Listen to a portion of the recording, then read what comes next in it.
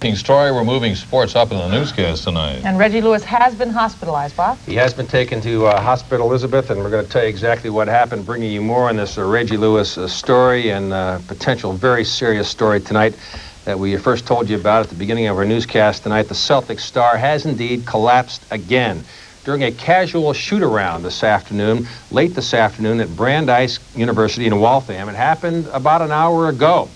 A witness to what happened told me moments that paramedics were administering CPR when they put Lewis in the ambulance and taken to a local hospital. He is in an emergency room. Of course, this goes back to April 29th at the Boston Garden when he first collapsed in a late season game.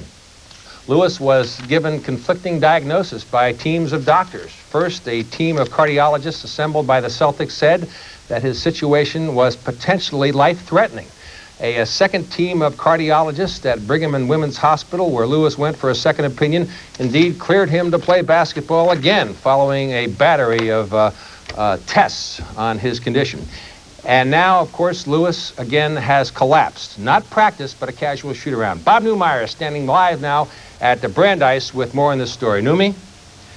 I'm standing outside the gymnasium here at Brandeis University with a couple of students who were in the gym at the time of the incident. To my immediate right is Dan Roisman, and to his right is Amir Weiss.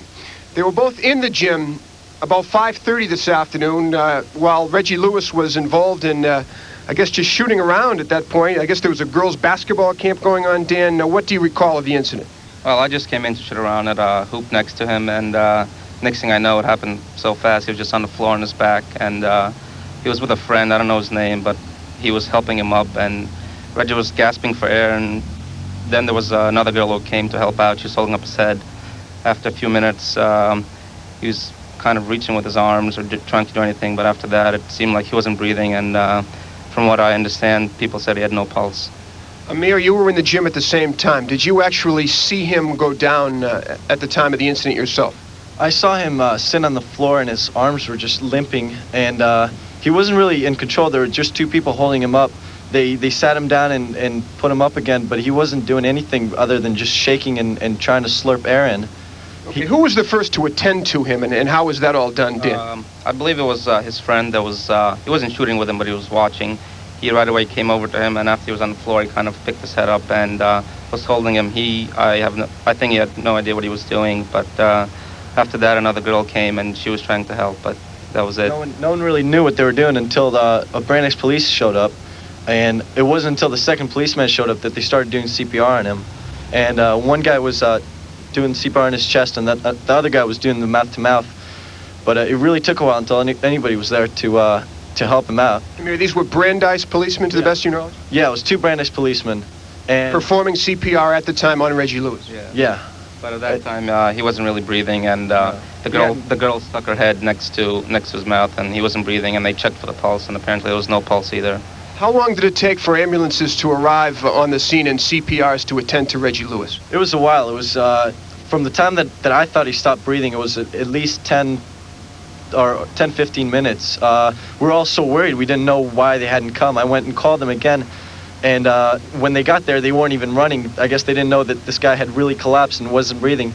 But when they came, they did come with the shockers and everything else. And they tried that on him, but They did use the electric shock on Reggie Lewis. I saw them take it out, and, there were a lot of people around him, so I didn't see whether or not they used it. But I did see that they took him out, and then people would stand back, and then they would go near him again and do the CPR. So to the best of my knowledge, they did use the shockers, yeah. So the CPR then were the ones who escorted him from the building. About how long after he collapsed would you say that might have happened in? I believe they tried to save him for about maybe 15, 20 minutes, giving him CPR and electric shock. And after that, I guess they loaded him up, and they took him back to the hospital. And they were still pumping his chest as he was coming out, but I think that was, I don't know if that helped. Thank you, gentlemen. Students at Brandeis University, he was taken to Waltham Western Hospital, where he is right now. I'm obviously not presumptuous enough to say what has happened to Reggie Lewis, even at this hour. All I can tell you is relaying through the students what exactly happened here in this gymnasium about 5:30 this afternoon. Live from Brandeis University, I'm Bob Newmeyer, sending it back to the studio. All right, Numi, thank you very much. That report, of course, as we hear it, and the eyewitnesses to the scene of what happened to Reggie Lewis this afternoon. He is, at last report, in the emergency room at Waltham Weston Hospital, which is not far from Brandeis. We have a reporter on the scene, Randy Price, at Waltham Weston Hospital. The hospital is saying that they are about to release a statement in anywhere from 5 to 10 minutes on the condition of Reggie Lewis. It does not look good, obviously, based upon the eyewitness reports that you just heard, and the eyewitnesses that told me late this afternoon that indeed CPR had been administered to Lewis as he was being put in the ambulance. He did not believe that Lewis at that time was breathing, and it, as you heard from the eyewitnesses, took a considerable amount of time for the emergency people to get there, work on Lewis, and put him in the ambulance. So we can only, at this particular time, keep our fingers crossed and hope for the very best. We will get you as much information, obviously, as we can, as soon as we can on this story. As we said, Randy Price is there live and will be joining us shortly. With Bob Lobel, it was interesting. It was just a little over a week ago that a bizarre story happened in Spokane, Washington, with a basketball player with a similar condition that Bob reported on the air. Bring us a little bit of background on that, and another warning from a doctor at that time for Reggie Lewis. This young man by the name of Robert Martin in Spokane was 23 years old, about 6 to play basketball again. Well, 15 months after he was cleared to play basketball, he was on the court and suffered a heart attack. And that was 3 weeks ago. So this young man, Robert Martin, everybody thought it was the same thing that Reggie Lewis had, and especially his doctor in Spokane. Then we aired the story last week, and Reggie Lewis had no comment on the story, but it served as a warning, we thought at that time. Dr. Mark Josephson of Beth Israel was very explicit, saying that had he had the opportunity to talk to Reggie Lewis, he might have advised him to do some different things. But that is all hindsight now. This was clearly, to anybody who saw the story, a warning, yet it apparently went unheeded. But I want to reiterate today, based upon all the information that we have about Reggie's activity this afternoon before this episode took place at Brandeis, he was shooting baskets. He was not running up and down the court. He was not exerting any undue physical pressure. We don't know what kind of regimen he was going through throughout the day and what kind of testing he'd been going through at Brigham and Women's and what their prognosis was. So all appearances were that he was basically just shooting baskets when he went down today. Let's go back to April with an NBA playoff game. There's some very vivid videotape at that time, Bob, and Reggie Lewis. You see him coming down to the floor left of your screen. He collapsed at that time. Now he struggles to get to his feet. There were times, including the Celtics team physician, who said Reggie Lewis had a life-threatening condition and probably would never play basketball again. Even after these warnings, and 11 cardiologists, who at that time was at New England Baptist Hospital. Right. Then well, they were assembled by New England. Yes, and they looked at this and said his condition is very grave. The family decided to go and get a second opinion. Tell us about this scenario a little bit.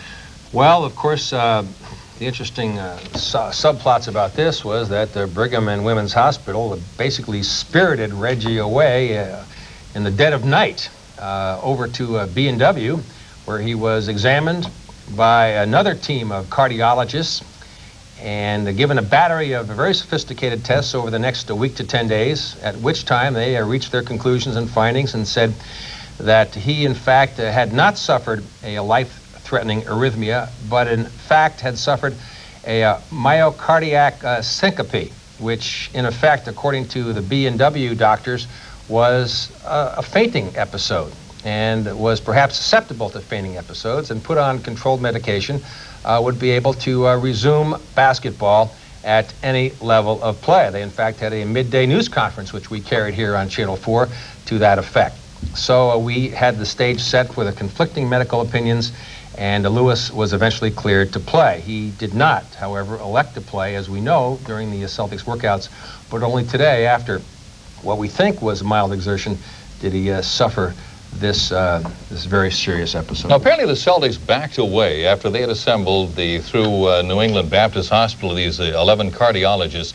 They seem to back away after this, saying it's the family's right to seek a second opinion, to go ahead. And there really has not been that much out of the Celtics, has there? Jack, they have really distanced themselves. I mean, I think that when Dave Gavitt finished with Dr. Mudge after his press conference at Brigham and Women's, he said, hey, we're happy. He's been examined. He's been given a battery of tests. He failed the tilt table test, which was the key test that showed that his was a fainting episode and more with an artery in the neck as opposed to an artery and arrhythmia in the heart. This was great news for the Celtics, but they were going to stand by the physician's findings at that time. The only problem is the Celtics had two separate physicians' findings and also a basketball player and a captain at that to deal with. So they were in a very unusual and precarious situation. They themselves distanced themselves. Actually, Jack, when you think about it, this doctor in Spokane that we talked about last week who examined this, Robert Martin, if Reggie Lewis had ever thought about getting a third opinion, this was a third opinion. This doctor basically came out and said he should never play basketball again. Of course, he had not examined Reggie, but in essence, this guy Oakes in Spokane, who did all the workup on Robert Martin, who had a similar situation to Reggie, gave a third opinion, but nobody heeded it at the time. Of course, we're still waiting for the official word from the Waltham Weston Medical Center. They had scheduled a news conference. It's supposed to start at any second. Again, a couple of broadcast outlets, WEEI, ESPN, both say that Reggie Lewis has died. We've heard the reports come in. There have been numerous reports, including those two eyewitnesses that Bob Newmeyer interviewed at 6 o'clock. Both had said that Reggie Lewis, they had administered CPR. There appeared to be no pulse, appeared to be no breathing at that time, and that was at least 15 minutes before he went to the hospital. Let's resume our signal, if we could, get back to the Waltham Weston Medical Center and Randy Price, and maybe you could relay a question, if you would, to Dr. Feingold, Randy. I'm sort of curious why this delay, if in fact, and we don't know for sure, but if in fact Reggie Lewis did show up and had already passed away, it would have been, what, 4 hours ago now. Why this delay? Jack is wondering why the delay in getting the information out in terms of what his condition may be. I think that's an ominous sign, obviously, but they have to make sure that everybody's informed, the family's informed, if it is death.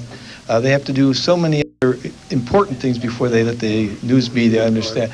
You have to realize that there must be 15, 20, 30 people in there trying to make sense out of that. Brain damage, and that makes the ethical situation, what do you do?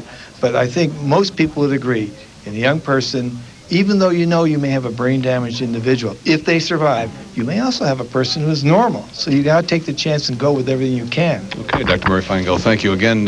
Jack and Bob, we are still awaiting any new information here at the hospital. We are told, and I beg your pardon for stalling a bit here. We are told that it may be getting underway shortly.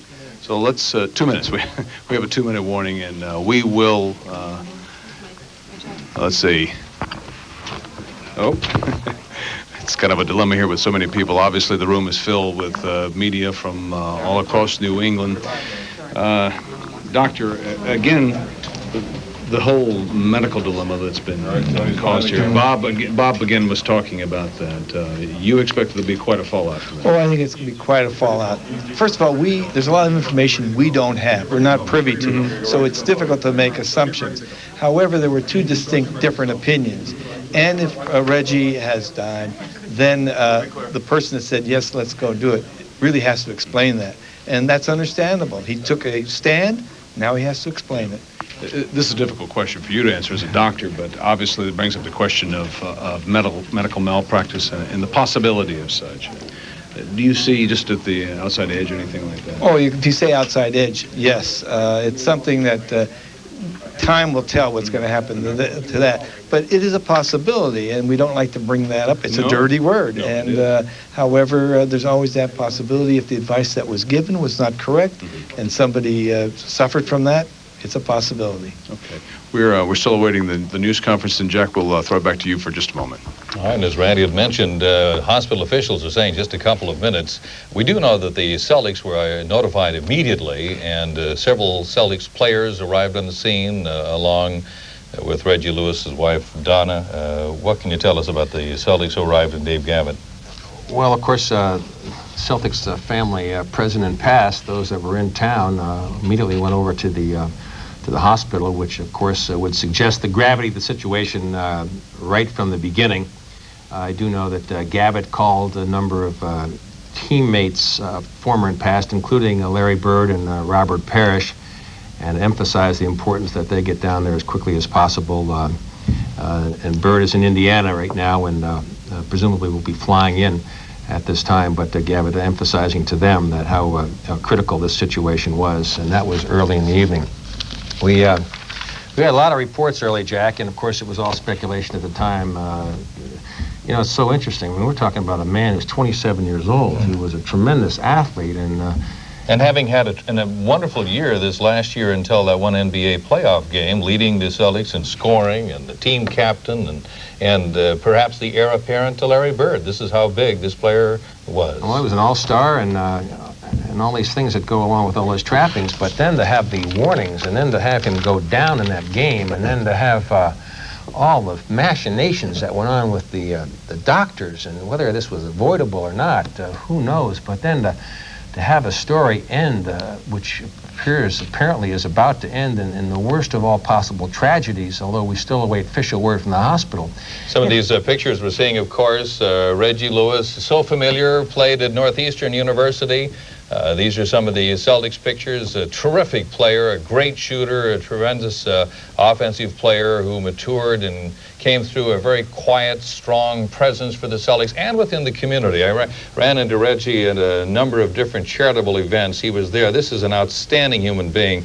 We have to reiterate again, we don't have official word on if Reggie Lewis in fact has died, although ESPN, EEI, both reporting Reggie Lewis has died. The reason we're doing this instead of Dateline, let's take you right now. We're ready to have the news conference. Here's Randy Price. Okay, Jack, I do know the gentleman in the picture here. He is Greg Norris. He's a spokesperson for the hospital, and is you could say he's about to make a statement. We apologize for not communicating with you earlier. We have done so at the specific request of the Lewis family. I'm going to introduce right now Dr. Mary Ann McGinn, who was the emergency room physician on duty at the time. She will make a medical statement, and she will not accept any questions after that, again, at the request of the Lewis family. We're going to miss it. Reggie Lewis collapsed this evening at Brandeis University while playing basketball. Local paramedics arrived at the scene and found Mr. Lewis in complete cardiac arrest. Advanced cardiac life support measures were instituted, and Mr. Lewis was brought to the emergency department here at Waltham Weston Hospital, where resuscitation efforts were continued for 1 hour and 50 minutes. They were not successful, and Mr. Lewis was pronounced dead at 7:30 p.m. The family has requested that we not entertain any further questions. One question, please spell your name. That you can do. Mary Ann McGinn, M-A-R-Y, second word, N-A-N-N-E. Well, as you just heard from the doctor here at Waltham Weston Hospital, resuscitation was continued despite what seemed to be ominous medical conditions for 1 hour and 15 minutes, after which Reggie Lewis was pronounced dead here at Waltham Weston Hospital. Obviously, is quite a stir in the room here. Jack and Bob? All right, Randy Price, again, apparently very little information being released 2.5, almost 3 hours after officially pronounced dead because of requests from the Lewis family, as is their right, we might add. Reggie Lewis has died, 27 years of age. It's just, we've heard these rumors from 6 o'clock on. I'm not able to go on and confirm them until we had this, but they tried for 1 hour and 50 minutes to save him, and they couldn't do it. Incomprehensible. It actually it just defies logic. It defies description. But Reggie Lewis, age 27, is dead tonight. He was a dynamic basketball player. He was shy. He was quiet. He was a loving father. He played his ball here at Northeastern. He played for the hometown Celtics. His career started out on the playgrounds where he grew up, and that was in Baltimore. Reggie Lewis came to Boston from the most successful high school team in history. He was the 6th man on Baltimore's powerful Dunbar High School team. In 1984, went an incredible 50-0. Jim Calhoun recruited Reggie at Northeastern, and while at Northeastern, Reggie blossomed as a player. He was a 4-year starter for the Huskies, leading Northeastern to national prominence. Then, on a June day in 1987, the Celtics made Lewis their #1 pick in the college draft. I never dreamed that I'll be playing for the Celtics, but I always dreamed of playing for an NBA team, and this one just came true. Lewis exceeded everyone's expectations. He played little in his rookie year, but in his sophomore season, Lewis became an offensive force. With Larry Bird hurt, Lewis became the Celtics' most consistent scorer and go-to guy. During the 1991-92 season, Lewis was unstoppable, an offensive force, and named to the Eastern Conference All-Star team. With the retirement of Larry Bird, Reggie Lewis became the leader of the Celtics and was named the team's captain. No one will be able to replace Larry. I'm just going to go out there and just try to lead as best as I know how. A quiet and shy man off the court, Reggie Lewis played the game with intensity and wanted nothing more than to continue the Celtics' storied tradition. And incredibly, tonight, Reggie Lewis is dead at the age of 27, Jay. That word was officially given to us a matter of just a few moments ago. You heard live. Let's take you back now to the Waltham Weston Medical Center. Randy Price standing by with our medical editor, Dr. Murray Feingold. Randy? Jack, Bob, to elaborate a bit more, they went into what they call here a code blue, where they bring in additional staffing for such circumstances as Reggie Lewis' condition seemed to warrant. This was just as you were, Dr. Feingold, you were talking about this, where they give just about every effort possible to even with the conditions that he Well, I think they have to, and I think people have to realize that when the heart stops, it could be due to this arrhythmia or fibrillation. It could be due to a heart attack. However, in a young person like this, that would be unlikely. But it was most likely due to the arrhythmia and maybe a cardiomyopathy, which was originally discussed. It apparently was not due to syncope or the fainting spells. It obviously was, unfortunately, more serious than that. It almost seems as though it was an inevitable conclusion to his condition. I'm not sure the word inevitable is correct. It is possible it was inevitable. There had been those who had warned that this was a possibility. It certainly could have been, but if they went to the other diagnosis, what could they have done? They could have done other things. They could have monitored him. They may have given him drugs and other medication. That doesn't always work. But would he have had a better chance? I think the answer to that is yes. Okay, Dr. Feingold, thank you very much. Jack and Bob, back to you. All right, Randy Price, thank you very much. Again, it was Dr. Marianne McGinn who was in the medical room, and Reggie Lewis was rushed there from Brandeis University just before 6 o'clock tonight, saying that they worked on him for an hour and 50 minutes. He was in complete cardiac arrest when he arrived at the hospital, and things looked very grave. And it wasn't until just a matter of about 5 minutes ago that the hospital finally confirmed, waiting, by the way, because of the family's request, that Reggie Lewis, the star player for the Celtics, has indeed died. Bob Lavelle back now with some more thoughts on such a player. All right, Jack. Well, thank you very much. Bob Newmeyer was at Brandeis this afternoon. They scant 15 or 20 minutes after the paramedics removed Reggie and took him to Waltham Weston Hospital. You had a chance to talk to some eyewitnesses who were compelling, to say the least, and basically looked like they were in shock as well. Oh, there's no question about it, Bob. I mean, they just really didn't know what to do or what to say about the situation. They were just there as normal college students, enjoying an afternoon of shooting some hoops after a girls' summer camp had gone to dinner. And Reggie was just there, and, like most college kids, they were happy to be in the same gymnasium as an NBA star, as an NBA All-Star, as a matter of fact. And when it happened, and it happened just moments, they said, after they had started shooting around, that he had collapsed, that they didn't know what to do. There was a girl with him that tried to help Reggie at the time, that eventually the university police came in, eventually paramedics came in. But you got a sense in talking to these young men at the time that they knew that Reggie Lewis, his pulse had gone. They were treating him with electroshock, that the worst we feared was true, and that perhaps he might have even passed away before he left Brandeis University this afternoon. That was very, very, very possible. And of course, we've been waiting around for the official word, and naturally everyone did whatever they could to try and revive him. But they were shocked, they were dismayed, they were walking around. I remember I got there and they didn't know what to say, or they almost welcomed people there to talk to. I mean, they were just kind of huddling around, waiting to tell their story almost, as bizarre as that sounds. Okay, Numi. A question. Yeah. What has happened? What happened to Reggie Lewis from that time in April when he collapsed and finally went into Baptist Hospital and to what's the next hospital? Brigham and Women's.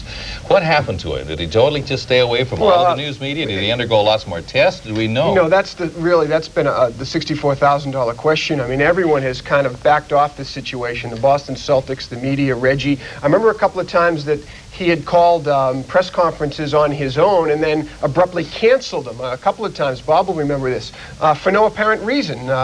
He did conduct a radio interview, and he spilled his guts on WEEI radio with his good friend Jimmy Myers, but a couple of other times he had planned to do television interviews and then abruptly canceled them. So nobody really knew. We had heard reports he had gone in for other tests a little bit later on, but again, we weren't able to verify those. We heard all kinds of rumors. Bob will agree with this summer about what was going on with him, but nobody was willing to talk, nobody was willing to say anything, and everyone was kind of backing off, and you knew this was a powder keg waiting to one day explode. Well, and then there was that interesting story that we just talked about last week about this kid from Spokane that surfaced it was a week ago. It was last Monday night when we ran the story about this kid with the same, and the doctor said, well, time out, and he specifically talked to Reggie Lewis. He's time out. You should not be playing basketball again. And the kid himself, Robert Martin, said, I'm done with basketball. These signs were here, but it's academic now. This is a tragedy of unbelievable And what's amazingly ironic about this situation is I believe today was the first day that we had heard anything from Red Auerbach, 76 years old, at least in terms of the media, having gone through 4 or 5 bypasses recently and still living, while Lenny Bias, who we drafted #1, who died tragically 7 years ago, and now this. We'll have a lot more to say on this coming up tonight at 11 o'clock. We invite you to stay tuned. My thanks to Bob Lobel and Bob Newmeyer. A true tragedy. Reggie Lewis, at 27 young years of age, has died. Full details coming up tonight on WBZ News 4 at 11 o'clock. For now, I'm Jack Williams. We now join our scheduled... You're watching WBZ TV, Boston. Coming up next on WBZ News 4. Where resuscitation efforts were continued for 1 hour and 50 minutes. They were not successful, and Mr. Lewis was pronounced dead at 7:30 p.m. Good evening. It is a sad night in New England. Celtics captain Reggie Lewis collapsed on a Brandeis University basketball court late today and died.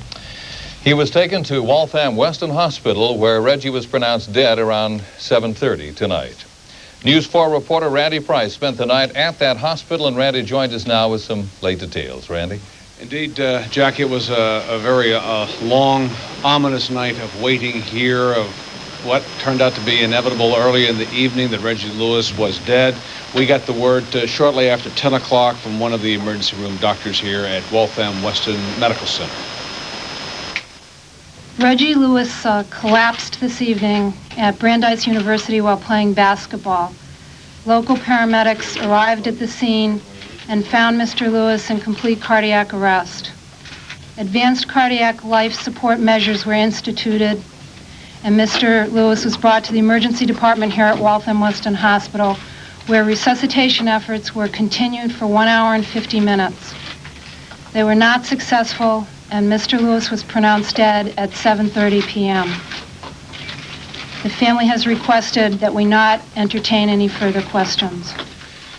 It was a code blue here at the medical center when Reggie Lewis was brought in. As she just told you, they tried for 1 hour and 50 minutes to resuscitate him despite what seemed to be very grave circumstances, and they were unsuccessful in bringing Reggie Lewis around.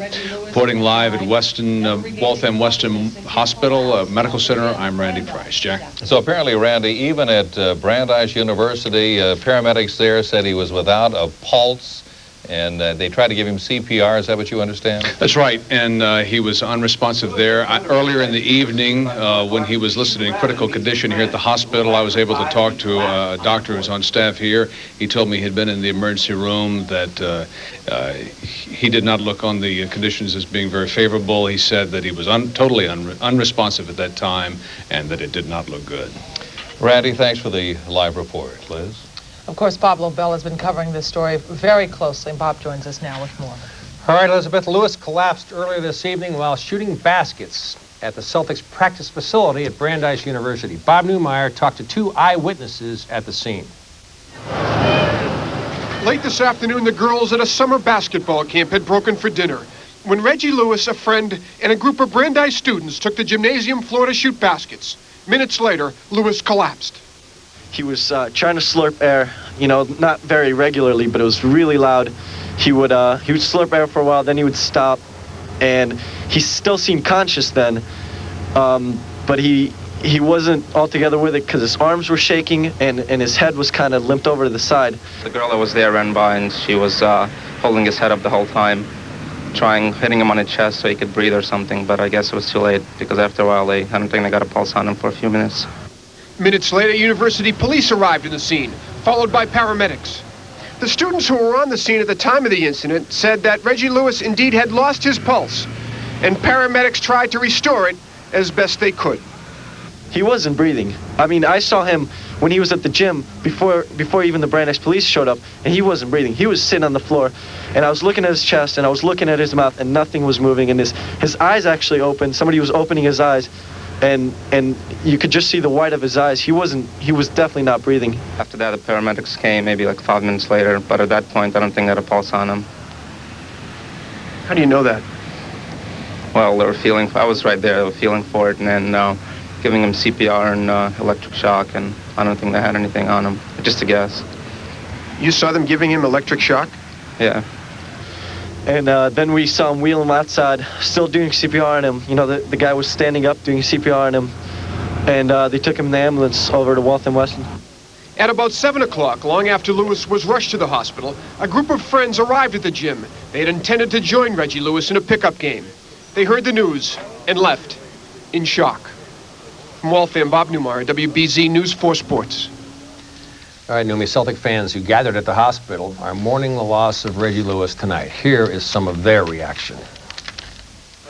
He was the team leader for the 90s as far as I was concerned. I mean, he was the one that was supposed to take the torch from Larry Bird and the rest of them. And he was the backbone of the team. We were building around him, so it's a big loss. It's devastating, really. I mean, no one expected him to die. They said he was fine. He'd be able to play in a few months, you know? It's a big loss for the Celtics. It's a big loss for the basketball world, and so many athletes died this year. You got football players, you got 2 baseball players, and you had Petrovic like 2 months ago. It's just tragic for sports in general. There have always been plenty of medical questions surrounding the condition of Reggie Lewis and not many answers. Lewis collapsed on the Garden Parquet on April 29th. The next day, he was admitted to New England Baptist Hospital. The Celtics assembled a team of 12 heart specialists to examine Lewis. The so-called dream team of doctors diagnosed Reggie as having a very serious arrhythmia and told Reggie he should retire. But on Sunday, May 2nd, Reggie and his wife checked out of New England Baptist and checked into Brigham and Women's Hospital. Dr. Gilbert Mudge conducted tests for over a week on Lewis. He came to a different diagnosis. His test showed no arrhythmia. Instead, neurocardiogenic syncope, a less serious condition. Mudge told a jam-packed news conference Lewis could return to basketball.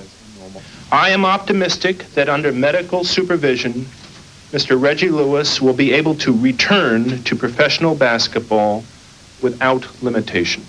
Quite naturally, my first instinct is to just hop right back into it. So we're just going to take it one step at a time, see how things go when I start working out, and just take it from there. We will make sure that as he is followed through practice and begins to start playing competitively again, that it will be perfectly safe for him to be as active as he wants to on the court. That is our responsibility. Since that news conference, Reggie and the Celtics have said little about his condition. He was expected to participate in rookie camp 2 weeks ago, but instead was a spectator with his young son. Just last week, a new red flag was raised 3,000 miles away in Spokane, Washington. A man by the name of Robert Martin collapsed on a basketball court 15 months ago. Tests showed he had a normal heart, but he failed a tilt table test, the same test that Lewis failed. Like Lewis, Martin was given the okay to return to basketball. Last month, he collapsed again on the court. His heart stopped, but paramedics revived him with a defibrillator. Martin is still in the hospital, waiting to have a pacemaker implanted. Martin's doctor in Spokane, as well as doctors here in Boston, pointed to this as a warning sign for Reggie Lewis. A lot of young, otherwise healthy athletes could faint on a tilt table, yet that does not necessarily mean that is the reason that Reggie passed out. And I think in a way, they look at Robert as perhaps an example of a young man who can have a fainting spell on a tilt table, be released to go back to work, and suffer cardiac arrest. If Reggie Lewis read this story, I would think he would say, that could be me.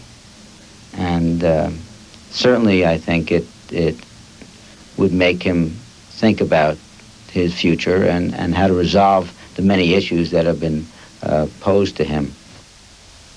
Tonight, Reggie Lewis is dead. He was the father of a young son. We have also learned that Donna Lewis is pregnant with their second child. He was shooting baskets today. He was not working in a full-scale workout. The Celtics were not there. They did not call this a practice by any stretch of the imagination, but he was over at a workout facility at Brandeis. So that is our story. Of course, there will be so much debate and controversy over this, but he wasn't doing anything stressful, at least that we know of today. That's exactly right, Elizabeth. He was shooting baskets when he collapsed today in a very informal setting. As Numi reported, there were other players that were coming to show up, that were going to play a game with him. We do not know what his regimen was early in the day, early in the week, whether in fact he went out and did a stress test, whether he was under the care of Brigham and Women's this afternoon, or what kind of tests he has been going through. We do not know that. We do not know what his regimen was. But when he did collapse today and suffer that fatal episode, he was basically just shooting around. Okay, Bob. What a painful day for all of us. Indeed. Thank you. We'll talk to you later. Reggie Lewis, dead at the age of 27. Our news will continue in a moment. WBZ News 4 continues with Bob Lobel and New England Sports.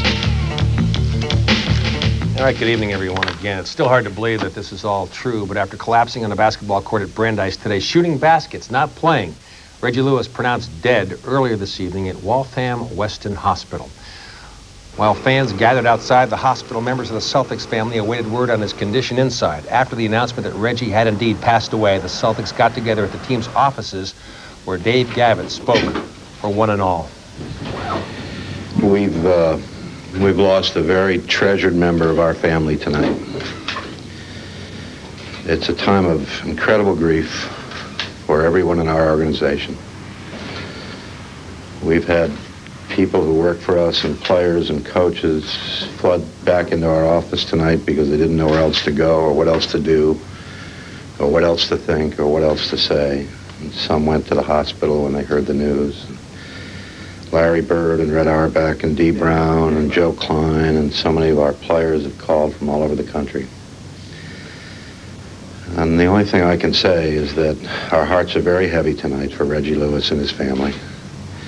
Reggie Lewis was obviously an outstanding basketball player, but Reggie Lewis was an outstanding human being, a gentle, kind, wonderful, considerate guy who just had so much to give to the city of Boston, so much to give to Donna and to their children. And our hearts are with Reggie and his family tonight, and I know you'll respect our wishes that we would not like to entertain any questions at this time. Thank you very much. As you can plainly see, the Celtics leaving the news conference visibly shaken by the events of this afternoon and this evening. Reggie Lewis has been a part of the Boston sports community since 1985, coming to play college basketball from his boyhood home in Baltimore. Reggie Lewis came to Boston from the most successful high school team in history. He was the sixth man on Baltimore's powerful Dunbar High School team. In 1984, went an incredible 50-0. Jim Calhoun recruited Reggie at Northeastern, and while at Northeastern, Reggie blossomed as a player. He was a four-year starter for the Huskies, leading Northeastern to national prominence. Then, on a June day in 1987, the Celtics made Lewis their #1 pick in the college draft. I never dreamed that I'll be playing for the Celtics, but I always dreamed of playing for an NBA team, and this one just came true. Lewis exceeded everyone's expectations. He played little in his rookie year, but in his sophomore season, Lewis became an offensive force. With Larry Bird hurt, Lewis became the Celtics' most consistent scorer and go-to guy. During the 1991-92 season, Lewis was unstoppable, an offensive force, and named to the Eastern Conference All-Star team. With the retirement of Larry Bird, Reggie Lewis became the leader of the Celtics and was named the team's captain. No one will be able to replace Larry. I'm just going to go out there and just try to lead as best as I know how. A quiet and shy man off the court, Reggie Lewis played the game with intensity and wanted nothing more than to continue the Celtics' storied tradition.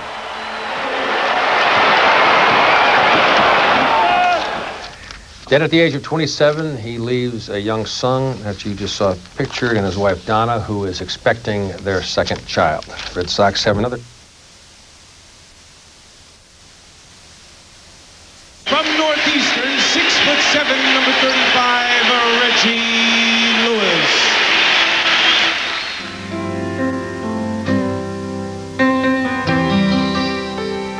It's a time of incredible grief for everyone in our organization.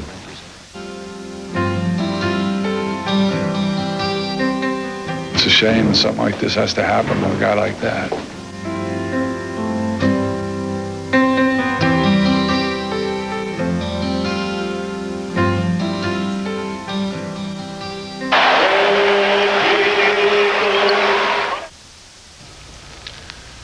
This is the ESPN Sports Center. Along with Keith Olbermann, I'm Mike Tirico. The year of loss in sports, which has ranged from the sudden shocking deaths of Steve Olin and Tim Cruz to those of Alan Kulwicki and Davey Allison to those of Chris Street and Drazen Petrovic, has truly been a decade of loss in basketball. It began on the March 9th, 1990, when Hank Gathers died, and now it has continued in poignantly similar manner. Not just the sport, Keith, but the cause as well. Reggie Lewis died Tuesday night. The 27-year-old Boston Celtic captain who collapsed during a game 3 months ago collapsed again Tuesday at the team's practice facility in Boston. One man was quoted as saying Lewis had earlier in the week talked of practicing with members of the Northeastern basketball team later Tuesday evening. Lewis reportedly arrived in the gym at 4 Tuesday afternoon and was just shooting baskets in what was reported a light workout when he collapsed. After an apparent delay in calling medical attention, Lewis was taken to a nearby hospital at 5:40 and died after nearly 2 hours of failed attempts to revive him. ESPN's Jack Edwards has more from a shocked and saddened Boston. On Thursday, it will have been 3 months since Reggie Lewis collapsed during a playoff game against the Charlotte Hornets here at Boston Garden. In the weeks following his collapse, Lewis sought and got 2 differing medical opinions from teams of doctors at 2 different Boston hospitals. The second opinion indicated that under care, Lewis could return to a normal life and play again in the NBA. But on Tuesday afternoon, just shooting baskets at Brandeis University in Waltham, about 10 miles from here, something went terribly wrong. Another girl came to help him sit up, but no one knew that he was having, I guess it was heart problems or whatever he was having, until all of a sudden he just stopped breathing. The people were holding him up, and he would slurp air, irregularly, taking a couple of breaths at a time, and then he just stopped breathing. Reggie Lewis collapsed this evening at Brandeis University while playing basketball. Local paramedics arrived at the scene and found Mr. Lewis in complete cardiac arrest. Advanced cardiac life support measures were instituted, and Mr. Lewis was brought to the emergency department here at Waltham Weston Hospital, where resuscitation efforts were continued for 1 hour and 50 minutes. They were not successful, and Mr. Lewis was pronounced dead at 7:30 p.m. We've lost a very treasured member of our family tonight. It's a time of incredible grief for everyone in our organization. We've had people who work for us and players and coaches flood back into our office tonight because they didn't know where else to go or what else to do or what else to think or what else to say. And some went to the hospital when they heard the news. And Larry Bird and Red Auerbach and Dee Brown and Joe Klein and so many of our players have called from all over the country.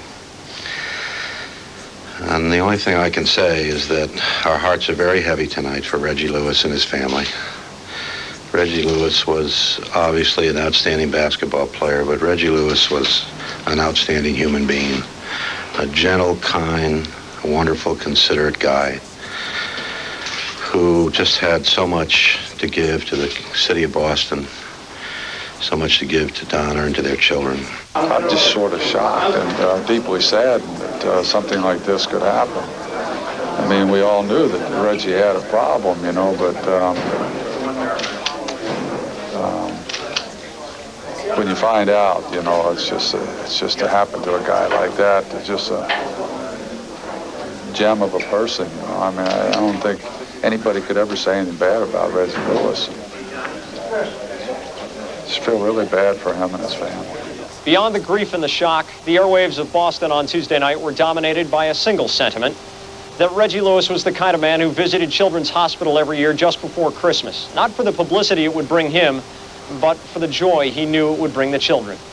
The fans of Boston want the sports world to know that Reggie Lewis was much more than just the captain of the Celtics. Let's send it back to SportsCenter. Over the last few weeks, Lewis was quoted as saying he knew everyone would be watching to see if he collapsed again. But what most were watching, wondering, what would the next chapter be? Reggie Lewis said he wanted to play again, but no one, not even Reggie, knew if the problems which started this season would end his career. The first hint that Reggie Lewis had a health problem came March 24th. Boston playing Miami, Lewis left the game briefly with dizziness. He returned that day and led all scorers with 22 points.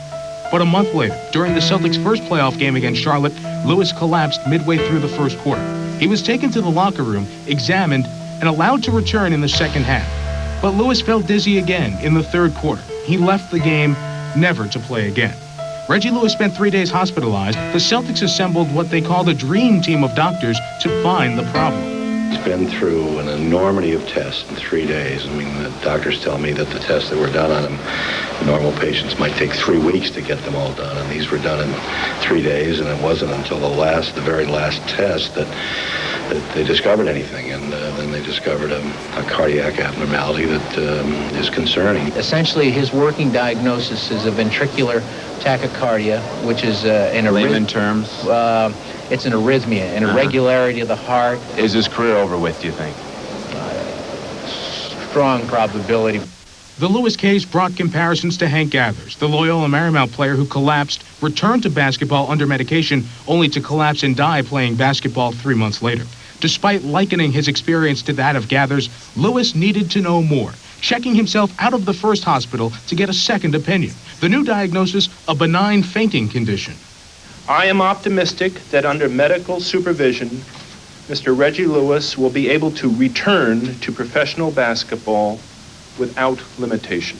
Reggie, do you feel that with this diagnosis and with what the doctors have said that you could play now with total confidence that you'll be okay? Well, I'm really sure that I can.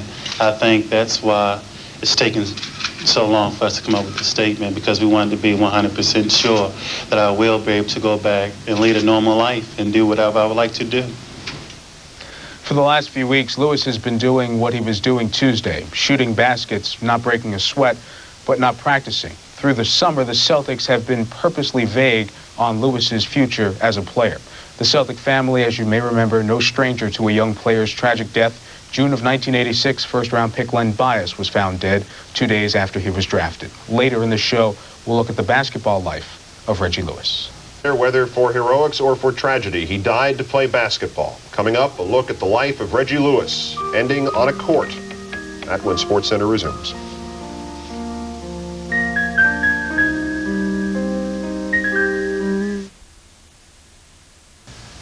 The death of Reggie Lewis will be the subject of inquiry, controversy, and shock for weeks and months to come. One of the many sadnesses unbridled when news of his passing came. Among the saddest is the fact that so much of an accomplished life will have been obscured by a controversial death. Reggie Lewis did a lot in 27 years on and off the court. On the powerhouse teams at Dunbar High in Baltimore in the early 80s, he was not, at the start, good enough to start. Then again, the school did have Muggsy Bogues and Reggie Williams and David Wingate.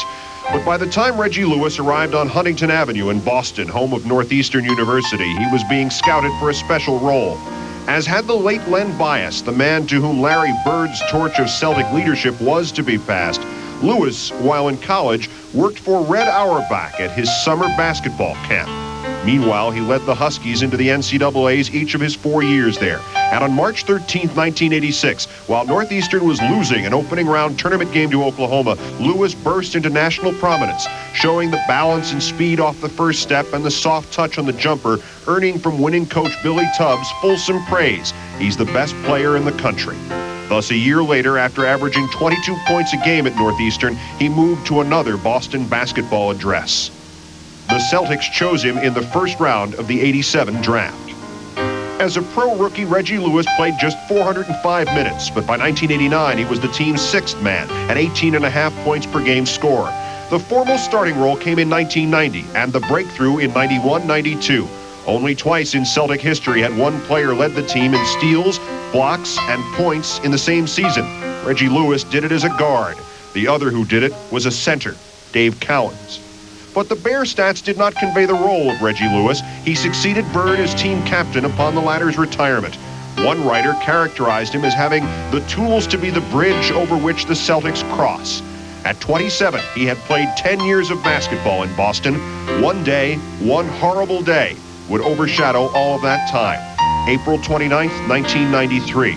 Not merely the collapse, the poignant rubbing of the chest, but the public agony of his diagnoses, the irony of the battery of doctors who were dubbed the Dream Team, who said he must stop playing, the doctor to whom he turned on his own, who said he could continue. He died as he lived, on the court. Reggie Lewis would have been 28 years old in a little over 3 months. He leaves his son Reginald, who is not yet one, and his wife, his college sweetheart Donna, who recently became pregnant for the second time.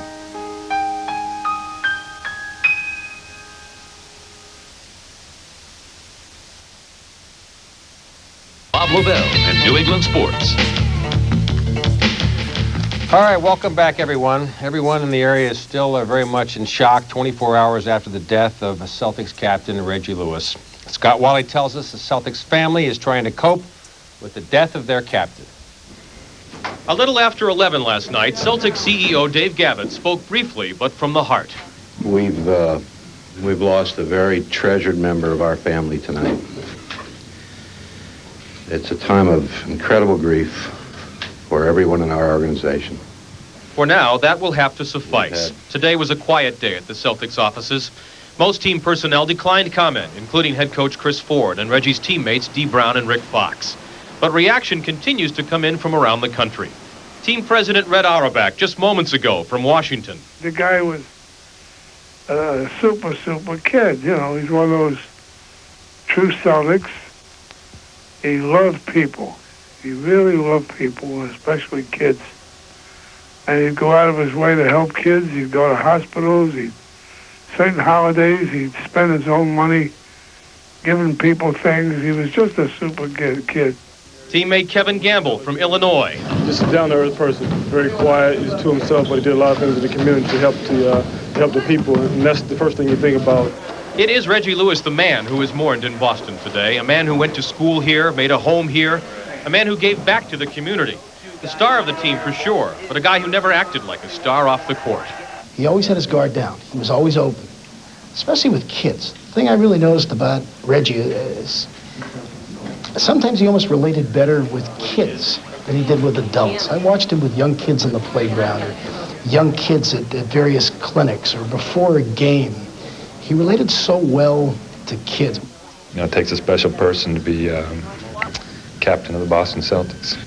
When he collapsed on April 29th, the captain was clearly in trouble. And in the weeks which followed, there were at least 2 diagnoses and so many more questions. Could he play again? Should he?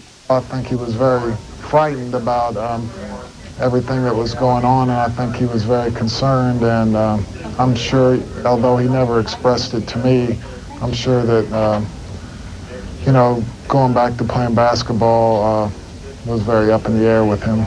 He didn't want to deal with should he play, can he play, all of the liability and everything else that we're hearing so many questions about. All Reggie Lewis wanted to do was go out there and play basketball in its simplest form.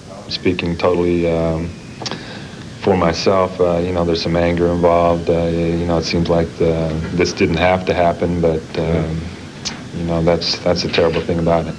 Perhaps Jerry Seasting speaks for many of us on this sad day in Boston. Scott Wally, News 4 Sports. All right, Scott, thank you. Last night when the news of Reggie's condition became known, the Celtics family gathered at the Waltham Weston Hospital. Former Celtic ML Carr is the team's community relations director and very close to Reggie Lewis and his wife Donna. Today on our noon news, I talked with ML about what happened last night at the hospital. So I rushed over and they took me right in to see Donna and her mother, who was being beautiful. I mean, you ever see a mother and daughter story? The love that was flowing between the two and getting through a tough time together was just beautiful. But it was tough. And I said to Donna at the time, I said, Donna, don't worry, it's going to be okay. And the nurse reached over to me and said, ML, it's not going to be okay. Reggie's gone. I had to get up and leave out. That was a tough moment for me.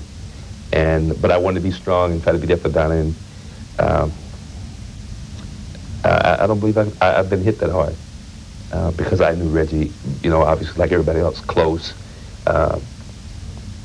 special person, laughing around the gym. And that really was hard. It's not easy to talk about it, is it? It's not. I'm sorry for messing up your show. I'm not messing up any show. You're just talking about a friend. So that was our little talk with M.L. Carr. Willie May, a coach from WILD, alongside as well as part of that, talking about Reggie Lewis at noon today.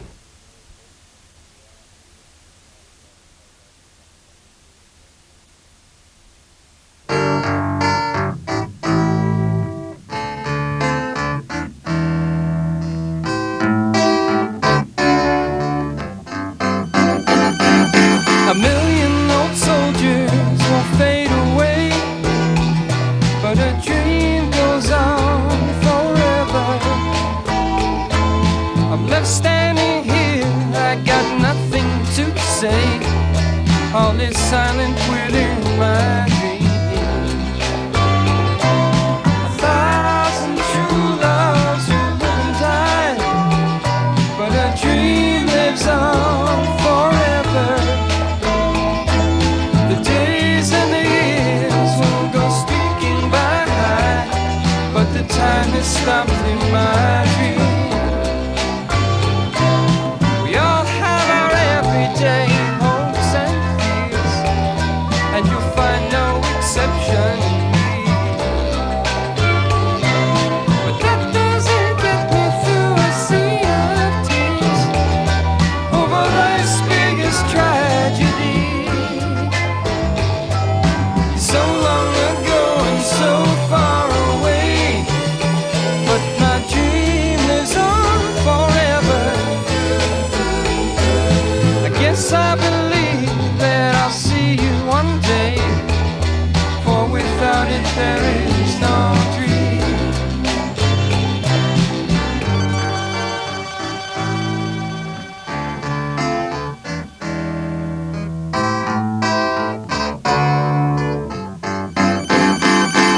You're so far away and so long ago, but my dream lives on forever. And how much I love you, you'll never know till you join me within my dream. And how much I loved you, you'll never know till you join me within my dream.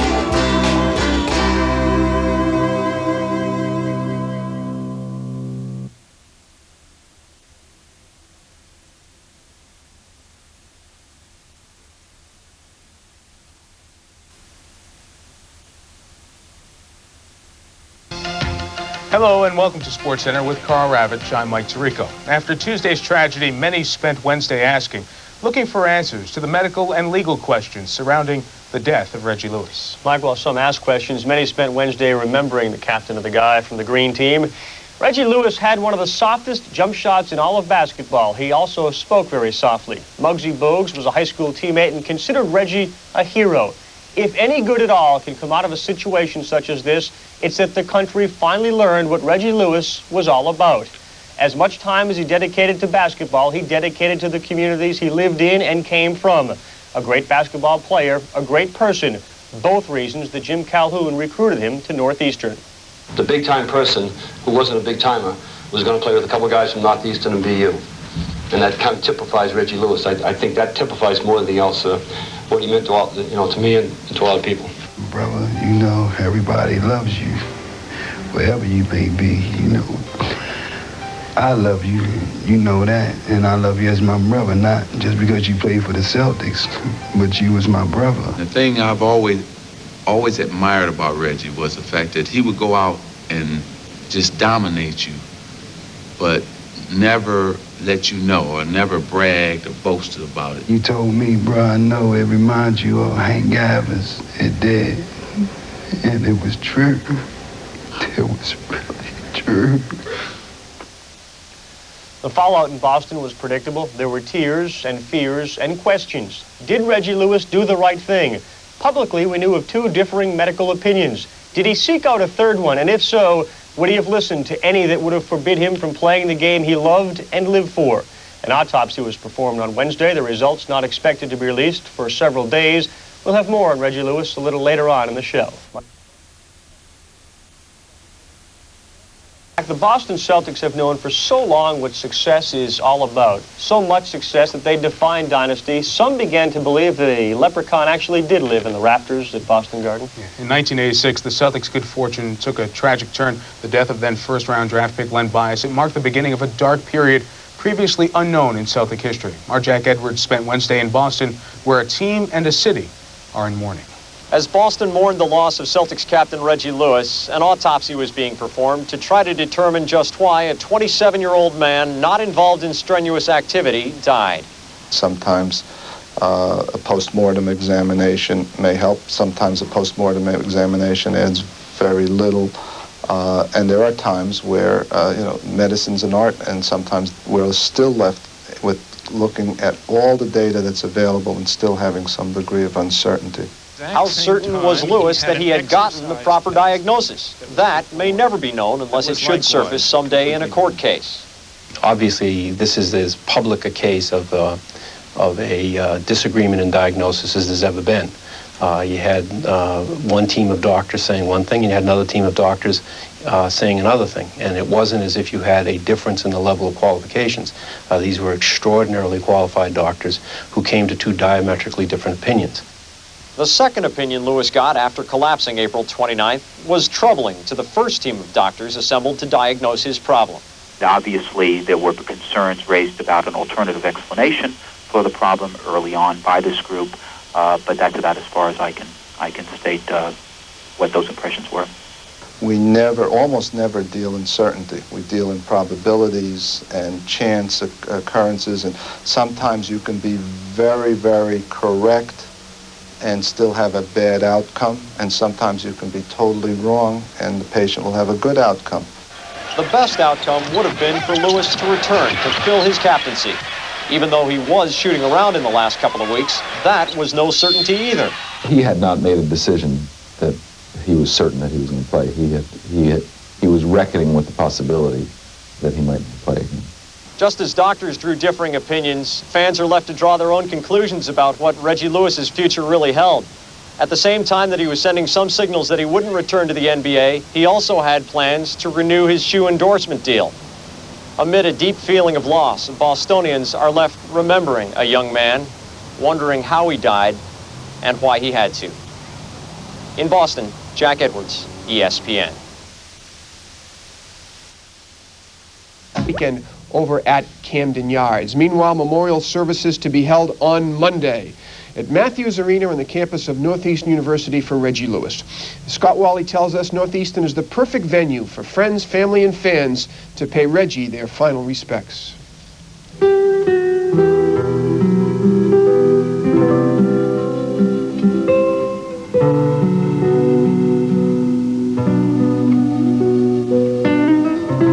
The flag remains at half-staff at Northeastern University today in honor of its loyal son. The setting for Monday's funeral services is appropriate because it was here that Reggie Lewis first came back in the fall of 1983 as a skinny 17-year-old kid. And he proceeded to become the best athlete Northeastern's ever had. He already had that delightful style, the self-effacing manner, but he also had the self-confident approach to whatever he did. And he didn't change much in the 10 years that we in Boston have enjoyed him. Remember how we signed each other's high school yearbooks? You're a great kid. Don't ever change. Well, Reggie was, and he didn't. We're trying to remember the good times and the good things, and Reggie's smile, which always lightened up a room. If I had to pattern myself as a person, it would be someone like Reggie. Proud to say he led me. Proud he was the captain. The experts say that only when you can express your grief can the healing begin. During yesterday's extraordinary gathering at the Celtics offices, teammates, coaches, and other members of the team shared their thoughts with us. Rick Weitzman scouted Reggie at Northeastern. When I think of Reggie, I'll ever be happy that he touched my life and my family's life. I remember people telling me what an honor it was for me to coach Larry, Kevin, and Robert. It was an honor. But I don't think that I've ever been so blessed in my life than to have been around a person like Reggie Lewis. April 29th, the third quarter against Charlotte in the Celts playoff opener. This was the night of Reggie's collapse, but he was back in the game to hit this one final jumper before Chris Ford, noticing something was wrong, urgently called for a timeout. Reggie was done, and as we now know, he would never return. As the season approaches and we get ready for a new season and we dedicate ourselves to Reggie's memory, we will be constantly reminded of that, and I hope we take strength from it. Anyone who saw Reggie Lewis play basketball knew he was a gifted athlete. But perhaps we are just now learning he was blessed with other gifts, a gentle soul, a kind and generous heart. Only one gift was Reggie Lewis not given, the gift of time. Scott Wally, News 4 Sports. Continues with Bob Lobel and New England Sports. And good evening, everyone. Reggie Lewis today remembered by friends, family, teammates today at Matthews Arena. Scott Wally was inside Steamy Matthews today as the life of Reggie Lewis was celebrated.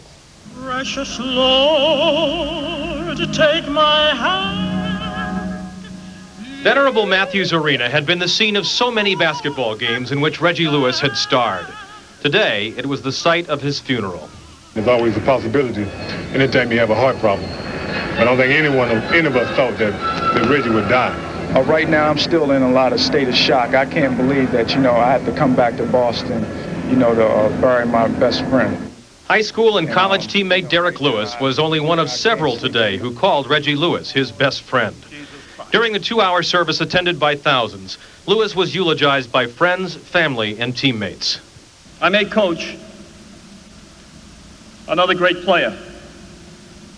The Celtics, I know, will have other captains. The NBA certainly will have other All-Stars.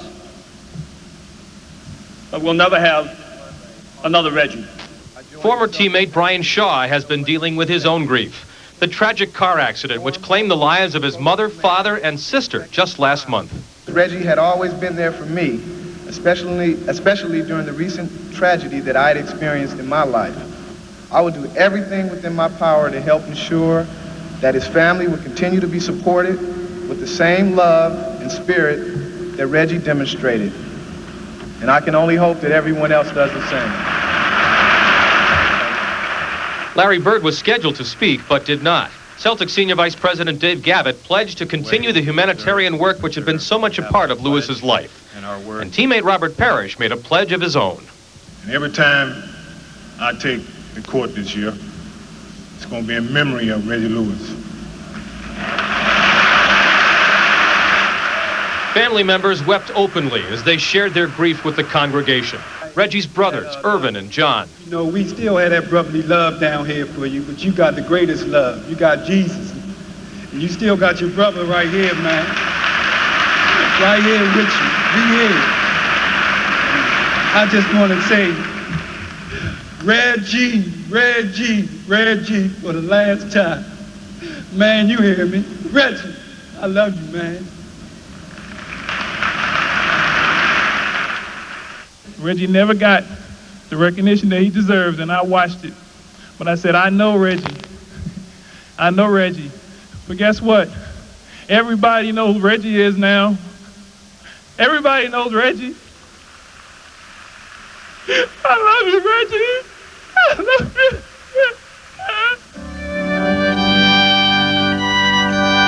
Our last tribute is one of memory and of hope. Love is stronger than death. Scott Wally, News 4 Sports.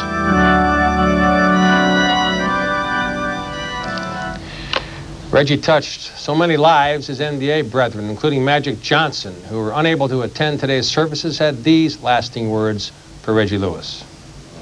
first of all, say that we're going to miss not only a great basketball player, but a great person, a great man, a good man, really special person. Because Reggie was one of the nicest people you ever want to meet. Then, I just hope that maybe young people, young sports people, or old, no matter who are put in the same situation, just retire. I think that it'd be better to do that if you're talking about life or death. It's just hard. I was in North Carolina at the time when I heard about it, and we lose a great person. We know how good of a basketball player Reggie was, but that's irrelevant. We talk about the person, and it's a great loss for the NBA as well as Drazen Petrovic.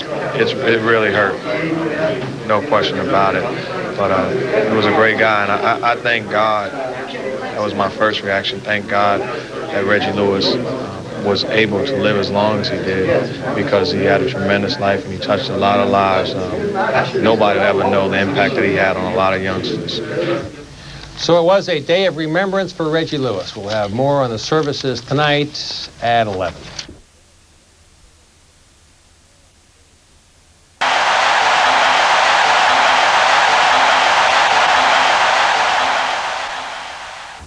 Good evening, I'm R.D. Soul. And I'm Margie Reedy. We're glad you could join us tonight for our special tribute to Celtics captain Reggie Lewis. This program is not about how Reggie Lewis died. It's about how he lived, his legacy, the people he touched in his 27 years. It's been 10 years now since Reggie first came to Boston. Our sports director, John Dennis, has followed him every step of the way. And tonight, John retraces Reggie's path from schoolyard blacktop to hallowed parquet. The other guard is from Northeastern, 6'7", number 35, Reggie Lewis. Long after they've torn down this old building, the image of a talented kid with an easy smile and one sweet jump shot will be etched in my mind. And for those of you who saw Reggie Lewis play basketball, etched in your mind as well. You know, the game of basketball made Reggie Lewis a wealthy man, but he never ever forgot where he came from, or the friends he made, or the dreams they shared on the streets and the courts of Baltimore.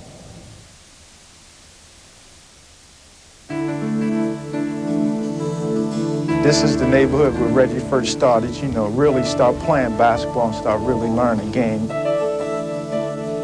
He lived about 3 miles from here. He used to walk back and forth every day.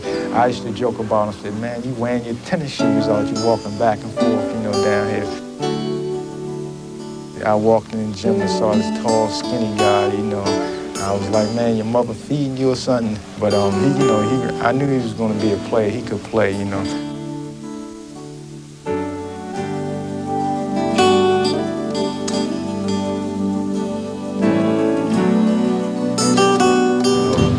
was very tight, very close. We started playing down Cecil when I was 14, both of us was 14.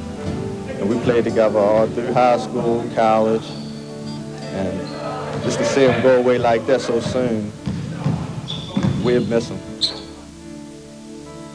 A very mature young man, but skinny, did not possess good dribbling skills or shooting skills. And I reminisce about how hard he worked to perfect his game. He would come up to practice before practice began, work on his ball handling skills, his passing skills, and his little perimeter jump shot. I remember the times we coming up and we didn't really talk about it all the time, but it was just something that we all felt, and we all had the same dreams. We all wanted to make the NBA. He was a family man, and he has a little son and has one on the way. And I have kids, and for his kids not to see what type of person he was and what he meant, not just as a basketball player, but what he would have been as a father as well as a husband. I mean, they miss it. Something that would have been very precious to them. So my heart goes out to his family and his mom, and the city of Baltimore as well as Boston. Words can't describe what's going through people's minds right now. Before you came here, it wasn't no basketball hoops, nothing for the kids to do. When I met him, he was up here on the park, before they opened it up, and he put his feet in the sand and the little cement over there. Everybody was up here having a good time. I'm standing in his footsteps right now. You can see one of them. This is a 7/10/92. This is where he dedicated this, to the community. You can see he wrote his name in here. And everybody in the community loved him.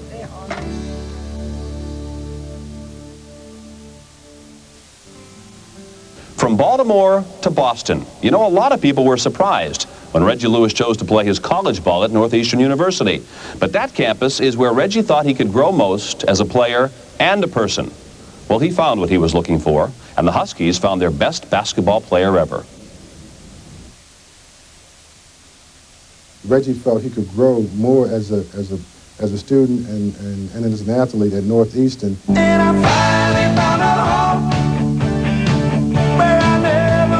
We saw some ability when he got out in the court, and we liked him as a person, and he could have gone some bigger places than Northeastern, but he was very loyal to us because I think we made him feel special, and we loved him. We wanted him to come here. Everybody needs a place, even if it's on a stage.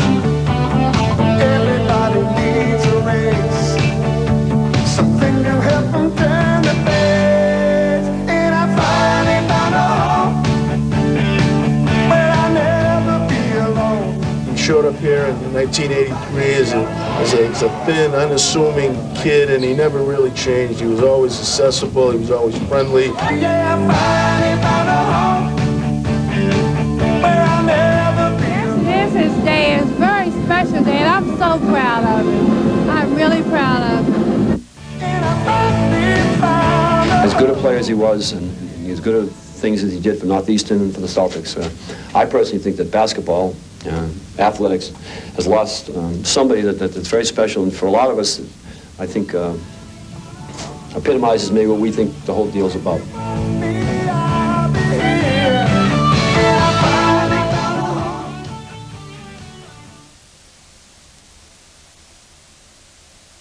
Jordan. What we needed from Reggie at that point. Reggie Lewis. When the 1987 draft rolled around, Celtic management was trying to reverse 6 years of bad picks and even worse luck. The death of Len Bias the previous June had Boston basketball fans wondering if the Leprechaun had finally left the building. But 1987 would be different. The Boston Brass knew where they'd go to get their next star, just a couple of stops down the green line. Our selection is going to be Reggie Lewis, 6'7", 195-pound guard, Northeastern University. A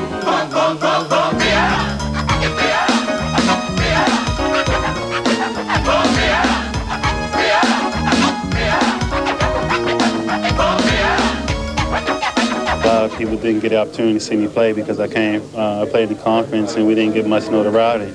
But I think once I got to the NBA, I really had to show to everybody that I belonged out here.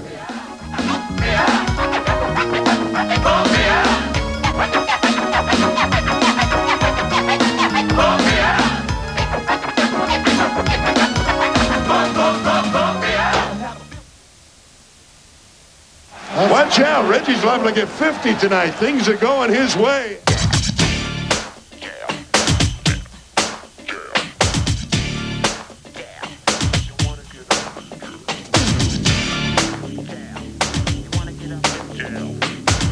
Reggie's Reggie, and he's going to get you points by any time you want him. So Reggie's become a great scorer for us. Reggie Lewis, roller coaster jam.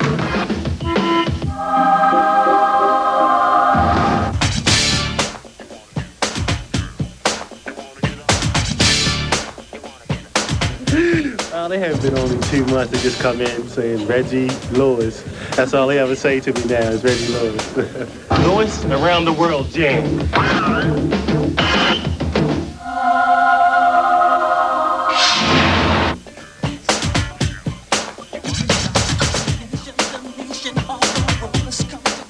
Reggie reverse jam.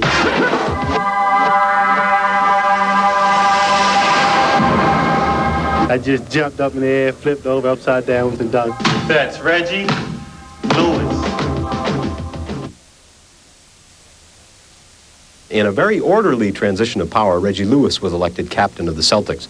Now, we understand that he ran a very clean campaign, and the debates were really something. We had a debate the other day, and the team asked us questions, and Reggie won, so, you know. Where do you think you blew it? You know, I brought up the deficit. He did too much talking and not enough action. Yeah, you know, that too. You know, I made a lot of promises. You know, I'm in with the special interest people. I'm not for the little man at all. So he lost the guards' votes right there. Of course, Reggie made a few campaign promises of his own. Yeah, we had short practices and days off. Nobody questioned your patriotism here, Joe? Well, my patriotism's questioned every day, you know. First of all, because I'm out here with a bunch of crazy guys.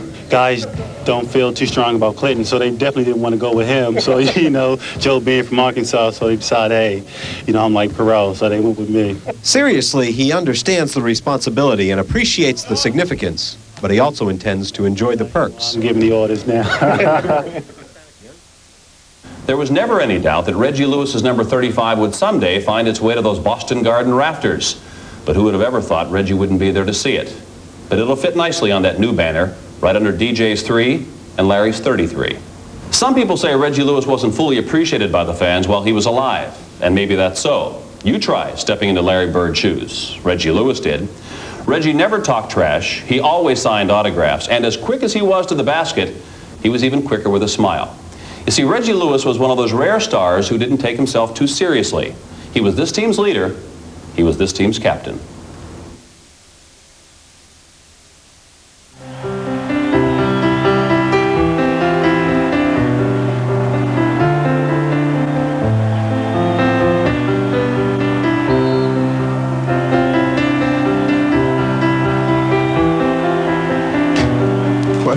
Question, but you just don't know answers.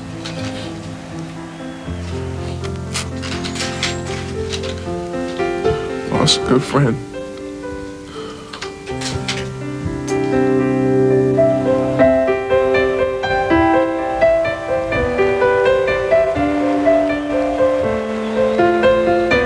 People he's touched, fans, children.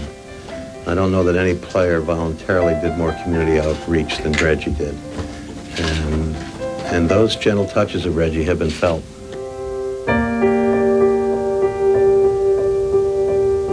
I don't think that I've ever been so blessed in my life than to have been around a person like Reggie Lewis. Reggie and Donna went to the Christmas Pops with me last year, and at that time, Reggie leaned over to me and said that next year he wanted to bring Reggie Jr. to the Pops because he would be old enough to know what was going on, and I'll take care of that for you, Reggie, and just, that's all.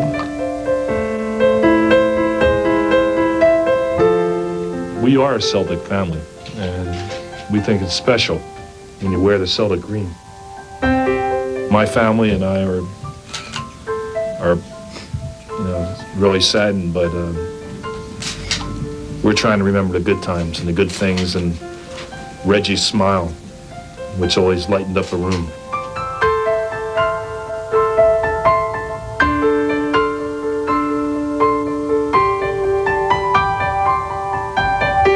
I know how great a person Reggie was.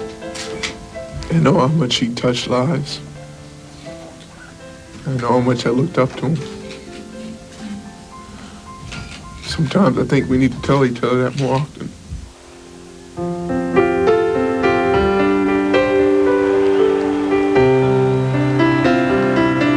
It's hard for me to comprehend that Reggie won't be with us next year. Reggie won't be here tomorrow, so I can say hi to him. And that's the hard part I'm having with everything. I just like to say I love you, Reggie. I wish I could spend more time with you.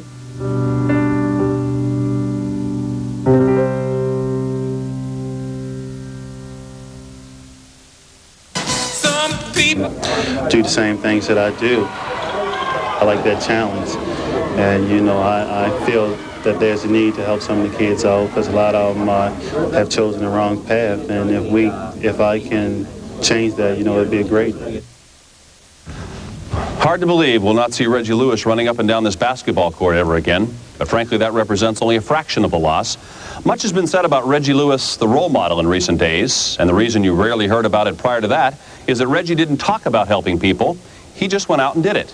He was a quiet leader, and as far as we can tell, the message got through loud and clear.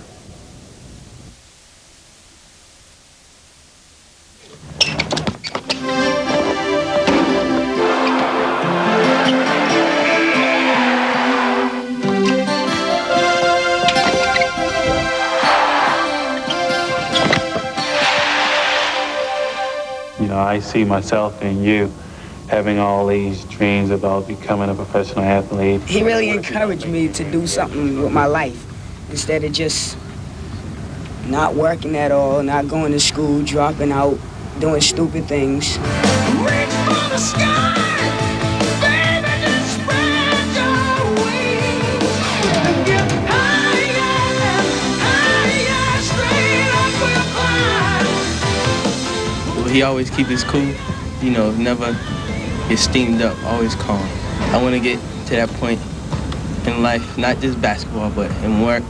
I want to always keep cool, keep calm. If I have any advice for all of you here, it's just that don't put all your hopes into one basket. Make sure that you have other goals.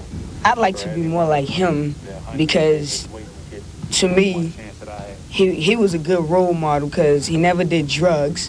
He always went to school and college. I think he was a friendly guy. He always made friends probably wherever he went.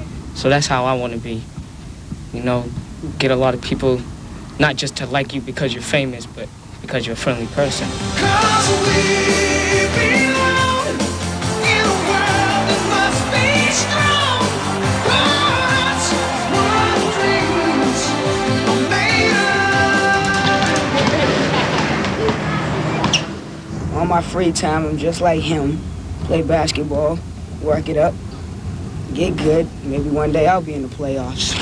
I would say the best thing to do to remember Reggie Lewis was to stay in school. Reggie, yes!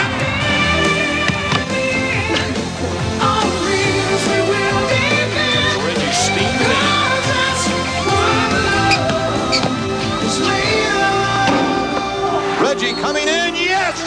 Wow. Oh, did he finish that off? And the foul.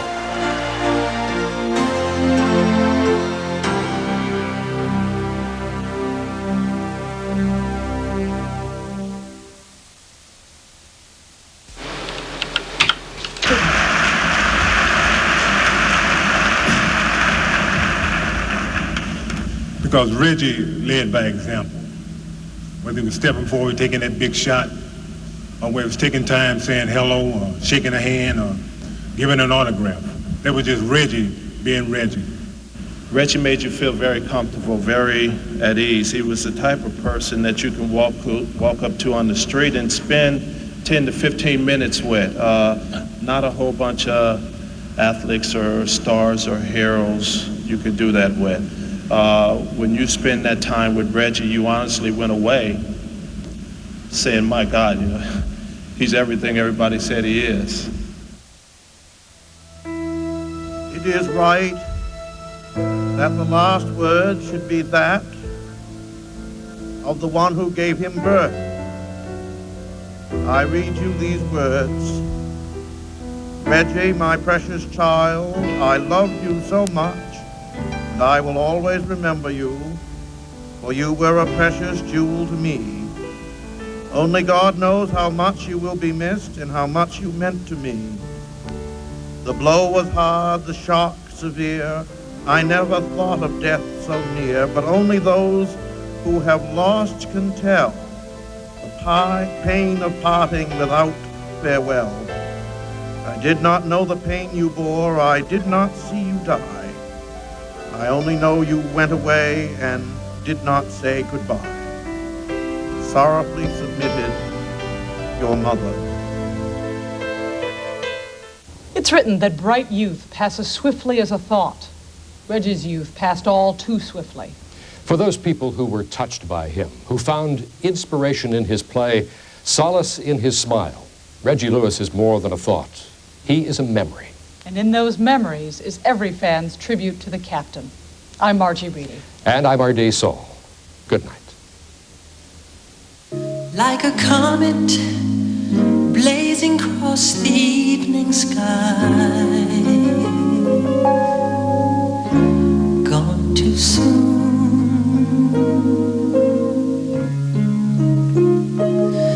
Like a rainbow fading in the twinkling of an eye, gone too soon.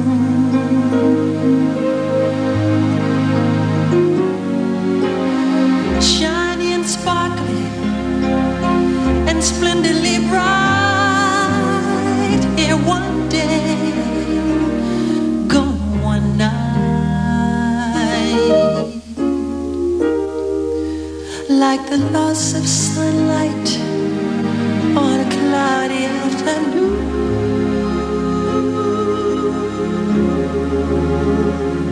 gone too soon.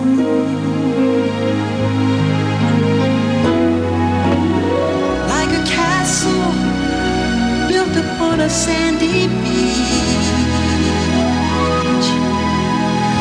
gone too soon.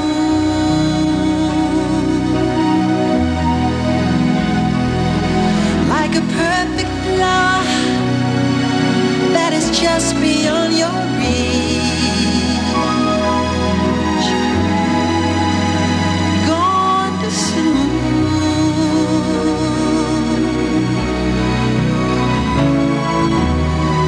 Born to amuse, to inspire, to delight, in one day, gone one night. Like a sunset dying with the rising of the moon,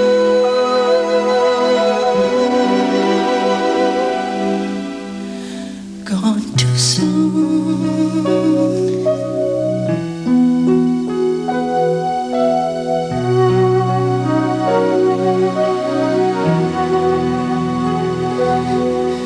Gone too soon.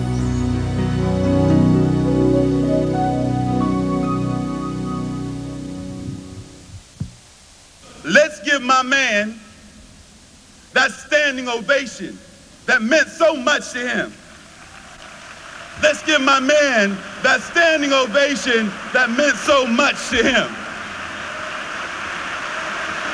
Reggie, Reggie, Reggie, let's wake up the angel. Let my man in.